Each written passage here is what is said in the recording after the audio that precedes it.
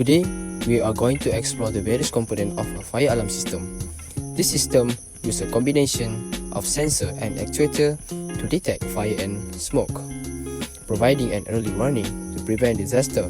Let's dive into the details of each component and understand how they contribute to the functionality of the system. Arduino Uno is the brain of our fire alarm system. It is a microcontroller board that processes the inputs from the various sensors and controls the outputs to activate fire alarm and indicator.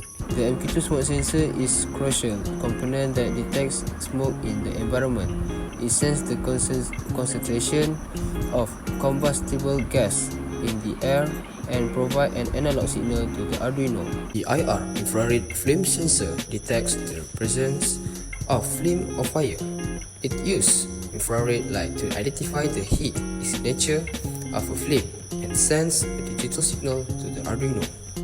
For number 5, relay module.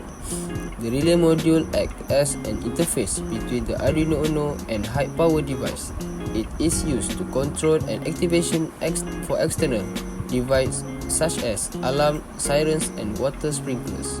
When the Arduino detects fire or smoke, it sends a signal to the relay module to activate this device. The LED, light emitting diode, is used as visual indicator in the fire alarm system.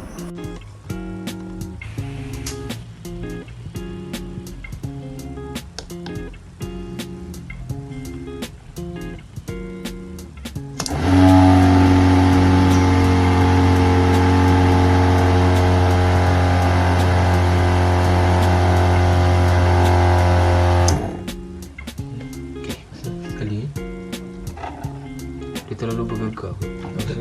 Tak apa.